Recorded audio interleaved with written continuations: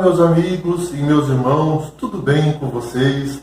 Que a graça de nosso Senhor Jesus Cristo, o amor de Deus o Pai e a comunhão do Espírito Santo sejam com todos vocês. É muito bom ter vocês aqui para juntos estudarmos a palavra de Deus. Hoje vamos estudar sobre os filhos do profeta Samuel. Ao envelhecer, o profeta resolveu nomear seus filhos como juízes. Mas antes de continuar, gostaria de pedir a sua ajuda. Dê um like, se inscreva no canal, ative as notificações e compartilhe este vídeo.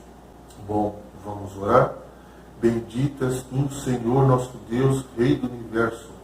Venha abençoar o estudo de hoje. Derrame seu Espírito Santo. É o que pedimos, em nome de Jesus. Amém. Antes de existirem reis sobre Israel, o povo era governado por líderes escolhidos por Deus, conhecidos como juízes. O primeiro grande juiz foi Moisés, que tirou os israelitas do Egito, que foi sucedido por Josué, que liderou a conquista de Canaã. Depois de Josué, houve 14 juízes: Otoniel, Eude, Sangar, Débora, Gideão, Tolá, Jair, Jefté, Ibsã, Elon, Abadom, Sansão, Eli e Samuel. Ao longo da época dos juízes, a degradação moral se tornou cada vez pior e faltava uma liderança firme. Vamos ler Juízes 21, verso 25. Naqueles dias não havia rei em Israel. Cada um fazia o que achava mais reto. O sacerdote Eli liderou o povo por 40 anos, mas ele deixou seus filhos cometerem muitos pecados que desagradaram a Deus. Por isso, a família de Eli ficou debaixo da maldição e seus filhos morreram em batalha. Samuel foi o último juiz de Israel. Ele ungiu os 2 primeiros reis de Israel, Saul e Davi. Depois disso, Israel passou a ser uma monarquia. Os israelitas viviam sob constante opressão e ameaça da parte dos filisteus. E a nação encontrava-se em um terrível declínio espiritual. Vamos ler Salmo 51, verso 5. Eu nasci na iniquidade e em pecado me concebeu minha mãe. Nascemos pecadores, alienados de Deus, com uma natureza pecaminosa e tendência para o pecado. Os homens desviam-se do caminho da justiça. Desde o seu concepção, nascem e já desencaminham, proferindo mentiras. Salmo 58, verso 3. O pecado nos separa de Deus e temos a tendência de fugir e não queremos saber de Deus e de sua palavra. O pecado entra em nossas vidas não pela ação demoníaca, mas sim pela tendência pecaminosa em nossa carne e pela ausência do fruto do Espírito em nós. Vamos ler Gálatas 5, o verso 16 até o 21. Digo, porém, andai no Espírito e jamais satisfarei a concupiscência da carne. Ora, as obras da carne são conhecidas e são prostituição, impureza, lascívia, idolatria, feitiçarias, inimizades, porfias, ciúmes, ira, discórdia, dissensões, facções, invejas, bebedice, glutonarias e coisas semelhantes a estas, a respeito dos quais eu vos declaro, como já outrora vos preveni, que não herdarão o reino de Deus os que tais coisas praticam. Separado de Deus, o homem se encontra morto espiritualmente e incapaz de entender as coisas de Deus. Mas a palavra de Deus condena o suborno. O suborno é uma troca de favores, remuneração. Isaías 5, versos 22 e 23. A propina é um valor à parte, recebido pela pessoa, mas que Jesus condenou, dizendo que não deveria ser feito. Lucas 3, versos 12 e 13. A corrupção está presente na sociedade. Por mais pessoas praticam o suborno, comprando o silêncio de outra pessoa, achando que podem pagar para ficar certos.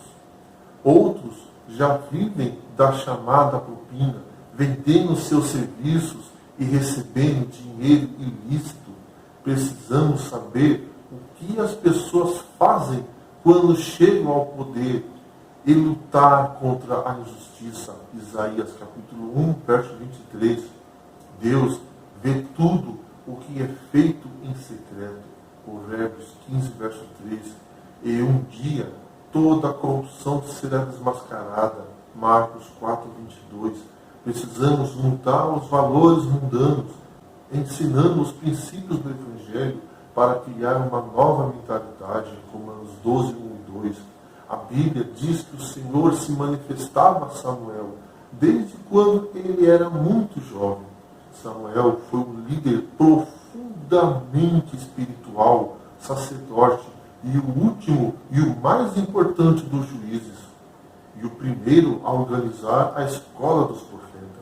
Assim como o profeta Samuel, devemos buscar o reino de Deus e sua justiça, e não devemos deixar-nos levar pelos desejos da carne. Quando aceitamos o sacrifício de Jesus na cruz, o Espírito Santo nos convence do pecado. João capítulo 16, versos 7 e 9, colocando em nós o desejo pela santificação. Santificar significa separar para Deus. João 17, 17. Minha vida passa a ser de Jesus e não mais minha. Mateus 16, verso 25. Estamos no mundo, mas não pertencemos mais a este mundo. João 17, verso 16. O qual está sob o poder do maligno. 1 João 5, verso 19. A palavra de Deus diz em 1 Tessalonicenses 4:1 que devemos buscar cada vez mais viver de modo a agradar a Deus. Sua vontade é que sejamos santificados de modo a viver e andar no Espírito, para que seu fruto brote em nós. E pelo Espírito que conhecemos, fazer morrer as obras da carne. Romanos 8, verso 13. Assim, o fruto do Espírito molda em nós o caráter de Jesus Cristo. Vamos ler 1 Samuel 8, verso 1. Tendo Samuel envelhecido, constituiu seus filhos por juízes sobre Israel. Seus filhos se chamavam Joel, primogênito, e Abias, mas, infelizmente, os filhos de Samuel não andaram nos mesmos caminhos de seu pai, e não era fiel como ele. Eles eram gananciosos, aceitaram o suborno e perverteram a justiça. A perversão da justiça por meio do suborno era explicitamente proibida na lei do Pentateuco. Vamos ler Êxodo 23, verso 8. Também suborno não aceitarás, porque o suborno cega até a perspicaz e perverte as palavras do justo. As posições de poder se baseiam nos direitos hereditários. Este costume garantia estabilidade social, mas, ao mesmo tempo, abria espaço para o nepotismo e corrupção. Samuel procedeu arbitrariamente quando constituiu a seus filhos como juízes sobre Israel, ato da exclusiva alçada divina, visto que o reino era teocrático. Deus era o rei de Israel, e a nação era regida pelas leis do Senhor. E assim como Deus sempre escolheu os profetas e juízes, não cabia ao profeta Samuel eleger seus filhos como juízes. Foi um erro delegar autoridade a homens cujo caráter era corrupto. Isso intensificou o anseio de Israel de ter um rei. Os problemas do povo vieram de seus pecados, não do sistema do governo. O remédio, portanto, era recorrer a Deus em uma nova atitude de fé, amor e santidade prática. Em vez disso, eles se voltaram para um novo sistema político. 1 Samuel 8, verso 4 e 9. Além de rejeitar a Deus, o povo de Israel estava convidando dificuldades sociais e econômicas. E hoje, quantos de nós não buscamos a Deus para que nos ajude a resolver os nossos problemas? Queremos fazer e resolver os problemas do nosso jeito. E é aí que as coisas se complicam. Vamos ler Isaías 41, verso 13.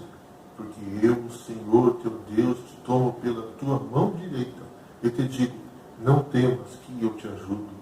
Hoje Jesus está te dizendo, não tenha medo, confie em mim. Entregar nossas vidas à direção de Jesus é tudo o que nós podemos fazer. Jesus nunca disse que teríamos uma vida boa e sem problemas e dificuldade. E disse que no mundo teríamos aflições, mas não deveríamos desanimar, pois Ele estaria conosco. Estamos vendo esse mundo caminhar para a destruição. Vemos calamidades por todos os lados e o ser humano indo de mal a pior. E por quê? Porque querem resolver tudo do jeito deles e dizem que não precisam de Deus. Deus é um perfeito cavalheiro, respeita nossas decisões e se afasta. Mas, quando isso acontece, coisas terríveis acontecem. Jesus está muito perto de voltar. É hora de cada um de nós voltarmos para Ele, enquanto ainda podemos. Deus é amor, mas as pessoas esquecem que Ele também é justiça. E que logo Ele virá punir os rebeldes e buscar todos aqueles que aceitaram e viveram. Não quer você hoje aceitar Jesus como seu Salvador e deixar Ele guiar tua vida? Vamos orar. Bendito és tu, Senhor nosso Deus, Rei do Universo. Não queremos mais resolver os problemas da vida do nosso jeito. Perdoe nossos pecados, guie nossas vidas. Queremos nos preparar para encontrar a Jesus. Envie seu Espírito Santo. É o que pedimos em nome de Jesus. Amém. Que Deus abençoe a cada